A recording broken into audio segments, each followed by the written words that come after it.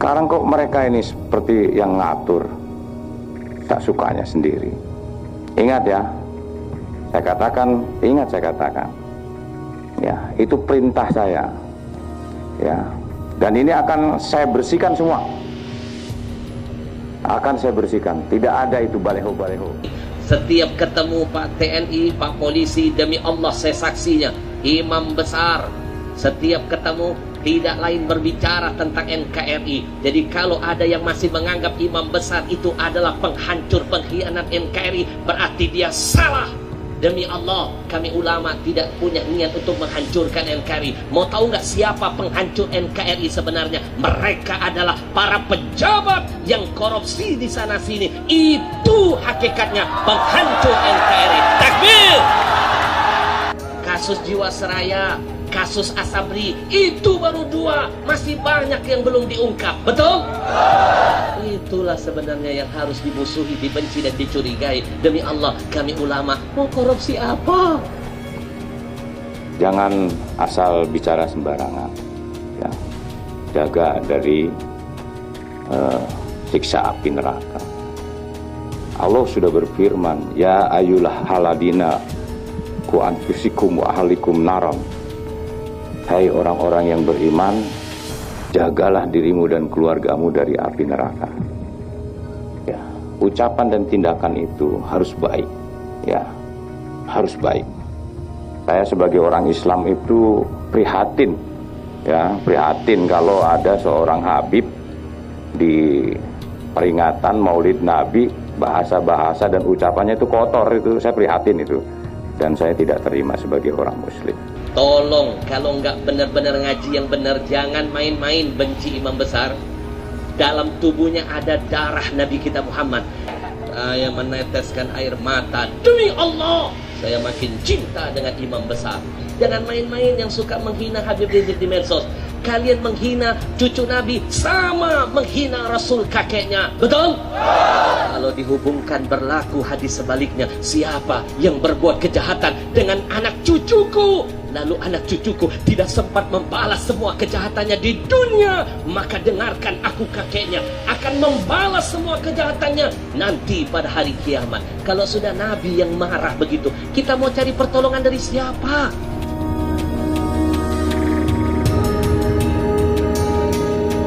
Jadi teringat kemarin 1 minggu yang lalu saya baru pulang umroh. Alhamdulillah ketemu dengan imam besar. Beliau titipkan salam buat seluruh warga Indonesia. Saya berjumpa dengan beliau di depan haram, ditraktir beliau makan malam, 1 jam lebih berbicara tentang negeri ini. Setiap ketemu Pak TNI, Pak Polisi, demi Allah saya saksinya, imam besar. Setiap ketemu tidak lain berbicara tentang NKRI. Jadi kalau ada yang masih menganggap imam besar itu adalah penghancur, pengkhianat NKRI, berarti dia salah. Demi Allah, kami ulama tidak punya niat untuk menghancurkan NKRI. Mau tahu nggak siapa penghancur NKRI sebenarnya? Mereka adalah para pejabat yang korupsi di sana sini. Itu hakikatnya penghancur NKRI. Takbir! Kalau satu orang korupsinya ratusan miliar pejabat, mau jadi apa nasib NKRI ini? Kasus Jiwasraya, kasus Asabri, itu baru 2. Masih banyak yang belum diungkap. Betul? Itulah sebenarnya yang harus dimusuhi, dibenci dan dicurigai. Demi Allah, kami ulama mau korupsi apa? Kadang-kadang amplop sering ketukar. Panitia tolong jangan terulang lagi. Nggih. Saya meneteskan air mata, demi Allah saya makin cinta dengan imam besar. Nih saya bocorin nih. Nih gara-gara saya sering ziarah ke imam besar, saya sering ziarah ke imam besar. Saya ziarah karena cinta. 1, karena beliau adalah cucunya Nabi Muhammad. Tolong kalau nggak benar-benar ngaji yang benar, jangan main-main benci imam besar. Dalam tubuhnya ada darah Nabi kita Muhammad. Dalam kitab As-Sawa'iq saya mau meneteskan air mata. Ada sebuah hadis Nabi pernah bersabda, siapa yang berbuat baik kepada anak cucuku, lalu anak cucuku belum mampu membalas kebaikannya di dunia, maka izinkan aku, kakeknya, akan menanti dia di hari kiamat. Aku yang akan membalas kebaikannya. Takbir. Paham gak maksud hadis ini? Berlaku sebaliknya. Jangan main-main yang suka ngobah-ngerobah wajah-wajah Habib Rizik. Jangan main-main yang suka menghina Habib Rizik di medsos. Kalian menghina cucu Nabi sama menghina Rasul kakeknya. Betul? Kalau dihubungkan berlaku hadis sebaliknya. Siapa yang berbuat kejahatan dengan anak cucuku, lalu anak cucuku tidak sempat membalas semua kejahatannya di dunia, maka dengarkan aku, kakeknya akan membalas semua kejahatannya nanti pada hari kiamat. Kalau sudah Nabi yang marah begitu, kita mau cari pertolongan dari siapa? Nggih? Nggih? Lalu hadis yang selanjutnya di bawahnya saya baca dalam kitab itu, Nabi yang menjamin arba'atun,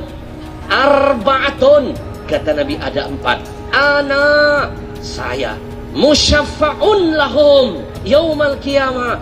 Ada 4 orang, saya pastikan, kata Nabi, 4 orang ini aku yang akan langsung memberikan syafaat kepada mereka. Ternyata 4 orang itu ranking pertama adalah al-mukrim li dzurriyyati. Kata Nabi, orang yang pandai memuliakan keturunanku. Lalu bagaimana nasib orang yang menghina para habaib, yang gak ngakuin habaib? Mimpi dapat syafaat dari kakeknya, mimpi. Maka kita doakan mereka-mereka yang belum dapat hidayah, dengan mudah mempermainkan putu imam besar. Siapa mereka? Siapa imam besar? Demi Allah, saya duduk dengan beliau menangis ketika ada orang Arab datang berziarah kepada beliau, orang yang punya pengaruh di sana. Orang Mekah ini berkata, Habib Ahmad, bodoh kalian Indonesia mengorbankan orang hebat seperti ini, bodoh. Kami senang dengan datangnya orang begini. Bukan cuma ahli ibadah, alim orangnya, tawadu orangnya, cucu Rasul lagi. Kami bangga bertambah cucu Nabi di negeri kami. Dulu pernah terjadi pembantaian, cucu Nabi diusir dari negeri ini. Sekarang mereka satu persatu pulang. Kami bangga. Habib Ahmad, demi Allah, kalau satu Indonesia takut dengan kepulangan makhluk yang satu ini, ada apa dengan kalian? Ada apa? Kalau ada orang yang tidak siap dengan kepulangan imam besar, ini yang ngomong orang Arab, ada apa dengan Indonesia? Ada apa? Kalau pulangnya satu orang ini membuat Indonesia jadi getar, membuat semuanya jadi ketakutan, ada apa? Orang Arab itu sendiri menjawab, kalau begini ada rasa ketakutan, demi Allah ada kejahatan yang sedang mereka sembunyikan. Yang cuma berani lawan kejahatan cuma makhluk yang satu ini. Takbir. Yang lain gampang diajak cincai, dikasih jabatan bungkam, dikasih tekanan takut, dikasih ini hilang. Tapi orang yang satu ini hebat ini, makanya dia ditakuti. Kami titipkan pesan buat kalian Indonesia, cintai ulama yang seperti ini, yang dibenci orang munafik, yang ditakuti orang-orang pengkhianat, yang dihindari oleh orang-orang kafir. Sekarang ulama begini langkah, demi Allah langkah. Betul? Maka saya terharu, yang ngomong bukan orang Indonesia, orang Mekah, Pak. Dia bilang kalau satu Indonesia ada yang takut imam besar pulang, demi Allah ada kejahatan yang sedang mereka tutupi dan mereka sembunyikan. Kita doakan imam besar, mudah-mudahan dijaga Allah, dipanjangkan umurnya. Amin ya Rabbal. Subhanallah wala ilaha illallah. Subhanallah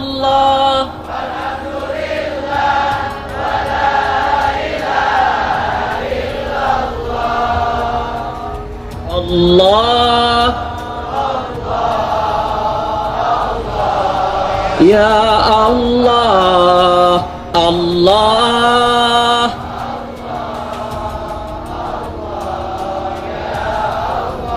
Bapak Ibu, saya ada pesan tadi dari panitia, guru kita Buya Qurtubi, pimpinan FPI Banten. Beliau titip pesan, maka bersyukur kalau ada yang ngingetin begini. Kalau iman tapi nggak ada amal, nggak sempurna. Innalladzina amanu wa amilus solihat. Kalau cuma iman tapi nggak ada amal, maka imannya tidak akan indah di sisi Allah. Biar makin berkah, kita gelar sorban, kita sisihkan, jadikan titipan ini menjadi jalan untuk membantu kegiatan FPI. Masya Allah, banjir apapun FPI lebih dulu datang loh Pak. Saya geli loh, ada TV kok alergi banget dengan FPI. Ketika dia lagi berkunjung memantau banjir, ternyata keduluan FPI sudah datang bantu jamaah. Orang Cina pun ditolong, orang non muslim pun. Apa ini bukan Pancasilais? Begitu sedang syuting, ada FPI berdiri di belakang. Saking takutnya dengan tulisan FPI, dia suruh reporternya bergeser. Ada penyakit kebencian dalam hatinya. Betul? Padahal Masya Allah Pak, mereka ini nggak ada sponsor loh Pak, nggak ada dana-dana CSR loh, dananya dari umat untuk umat dan mengalir langsung tepat ke sasaran. Tidak ada korupsi, bahkan imam besarnya kadang-kadang mengeluarkan dana dari kantongnya. Betul? Maka ini tugas kita. Apa yang mereka perjuangkan, bantu korban-korban bencana, ini tugas kita. Jangan biarkan mereka sendirian berjuang di jalan Allah. Kalau kita tidak berani menumpas kejahatan, paling tidak uang kita, harta kita akan berbicara di hadapan Allah, menjadi saksi bahwa kita pun mujahid di jalan Allah. Insya Man jaa bil hasanah falahu asyru amsalihha. 1 kamu keluarkan untuk Allah, 10 Allah keluarkan gantinya buat kamu. Bapak Ibu, siapa yang menolong agama Allah, Allah akan tolong dia. Allah mantapkan dia kondisinya di atas muka bumi Allah. Kita iringi dengan bersalawat. Mudah-mudahan bukti cinta kita untuk Allah dan Rasulnya kita titipkan di atas perjuangan FPI, membantu semua bencana-bencana korban khususnya di Banten. Mudah-mudahan menjadi amal buat kita sampai alam barzah. Kita iringi dengan bersalawat bersama-sama. Salatullah ala Taha Salatullah ala Yasin Salatullah ala Taha Salatullah ala Yasin tawassadna wa bil hadi wa kulli mujahidin bi ahlil bad salatullah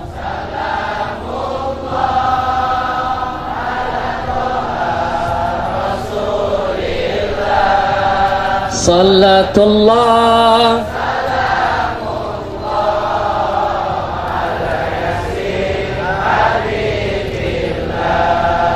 Ternyata bukan imam besar saja yang berani menegakkan amar ma'ruf nahi mungkar, dibenci, dimusuhi. Kita yang ikut deketin pun kena getahnya. Gara-gara saya sering silaturahim dengan imam besar, gara-gara saya sering menunjukkan hormat saya kepada ulama yang istiqomah, saya silaturahim setiap saya umroh, akhirnya saya upload Instagram saya diblokir hanya karena foto doang. Yang lebih parah, tahun ini nama saya dicoret dari salah satu juri di salah satu TV swasta. Cuma saya yang nggak dilanjutkan kontraknya. Padahal acara itu 6 tahun saya membesarkannya. Betul? Tapi dari awal saya tetap mantapkan niat saya. Saya tidak pernah berharap dengan manusia. Berharap kepada manusia ada masanya, tapi bergantung kepada yang Maha Kuasa tidak akan pernah ada kata kecewa. Betul? Cukup saya tahu kalau mereka sudah benci dengan segala bentuk perjuangan dalam kebaikan. Saya bangga bersama orang-orang yang berani menegakkan kebenaran. Saya nggak hidup dari TV, saya nggak hidup dari mereka, selama Allah ada di hati kita. Jangan pernah bergantung kepada makhluk, bergantung kepada makhluk, musyrik kepada Allah. Betul? Tiba-tiba tadi malam datang orang Brunei, datang ke rumah saya. Habib Ahmad, 6 tahun kami menanti Habib untuk kami bawa ke tempat Sultan Brunei. Hilang satu, rezeki baru datang. Saya diatur jadwal nanti dengan Istana Sultan Bolkiah. Datang jadwal kedua, saya dikontrak mau di 1 bulan keliling Amerika. Apa saya ambil? Enggak, takut corona. Jadi jangan takut, rezeki itu ada yang kau datangi, tapi jangan lupa ada yang Allah datangkan untukmu tanpa engkau mencarinya. Maka mengabdilah hanya kepada Allah, seluruh hambanya akan tunduk dan menghampirimu. Insya Allah. Semua yang menyumbang untuk perjuangan FPI, khususnya di kota Banten, di bawah pimpinan Buya Qurtubi, mudah-mudahan setiap rupiahnya menjadi penyelamat kita nanti di alam barzah. Amin ya Rabbal. Mudah-mudahan setiap rupiahnya menambah umurnya, berkah dunia akhirat. Mak, percaya enggak kalau infak sedekah itu bisa memanjangkan umur? Percaya? Saya hadirkan fakta dalilnya. Satu saat Nabi Daud alaihi salam, Nabi Daud, mak kenal Nabi Daud? Di mana kenalannya? Ada yang enggak waras bilang. Kalau kenal Nabi Daud berarti dia makhluk purbakala. Nabi Daud lagi ngisi pengajian murid-muridnya. Tiba-tiba datang malaikat maut menghampiri Nabi Daud. Karena dia seorang nabi, tentu tahu dong yang datang adalah malaikat. Akhirnya Nabi Daud bertanya kepada malaikat maut, "Ajitani qabidan am zairan?" Wahai malaikat pencabut nyawa, kamu datang ke sini mau mencabut nyawaku atau kamu cuma ziarah denganku? Malaikat pencabut nyawa menjawab, "Wahai Nabi Allah Daud, saya di sini bukan mencabut nyawamu. Saya diutus Allah untuk menyampaikan informasi penting buat kamu." Informasi apa? Nabi Daud, dari semua murid-muridmu ini, ada satu muridmu 10 hari lagi nyawanya aku ditugaskan Allah untuk mencabutnya. Nabi Daud bilang, dari muridku ada satu yang 10 hari lagi jatah hidupnya. Iya Nabi Daud. Yang mana orangnya? No. Ada yang takut menghindar. Kata Nabi Daud, bukankah dia masih muda malaikat? 10 hari lagi, kalau nggak salah usianya genap 20 tahun. Memang begitu catatan dari Allah. 10 hari lagi umurnya 20 tahun dan saya disuruh mencabut nyawanya 10 hari lagi. Gara-gara informasi itu akhirnya Nabi Daud memperhatikan lebih kepada muridnya. Karena ini muridnya satu-satunya yang paling soleh, yang paling pintar, paling rajin ibadah, paling semangat belajar. Tiap hari diperhatikan. Hari ke-9 diperhatikan, hari ke-8 diperhatikan, sampai tinggal 1 hari lagi. Nabi Daud gugup, jangan-jangan ini perjumpaan terakhir saya dengan murid kesayangan saya. Tiba-tiba tepat di hari ke-10, Nabi Daud melihat dia masih belajar. Begitu hari ke-11, Nabi Daud menunggu, jangan-jangan muridku sudah meninggal dunia. Ternyata dia datang. Nabi Daud bingung, jangan-jangan penampakan. Ternyata hari ke-11 dia datang, hari ke-12 dia masih ngaji, hari ke-13 masih nongkrong. Nabi Daud bingung, sejak kapan ada malaikat error? Human error ada, malaikat error tidak mungkin. Tiba-tiba datang lagi malaikat maut kedua kalinya.